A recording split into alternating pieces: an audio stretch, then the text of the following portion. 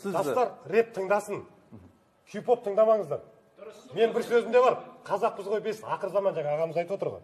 Қазақпыз ғой, сырға таққан әншілерді қолдаймыз, корейлерге еліктейміз, мүсіндерін сондаймыз.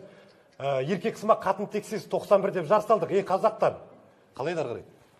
Қазақтар, бүйте берсек ел болмаймыз, оңбаймыз деген жерлер бар да. Мен бұлармен талай соғысқам. Бұлар маған интервьюға да келген, мен біз білмеген дегенде. Абай жолын оқымаған екен бұлар. Олар жастарға не береді? Хип-хоп деген кей-поп, Кореядан келген негізі нұсқасы. Кей-поп деген масондардың шығарған гей-поп дейді.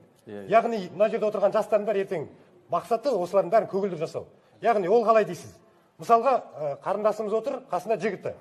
Қарындасымызға құйып тастайды, осындай жігіттер нағыз еркектер деп.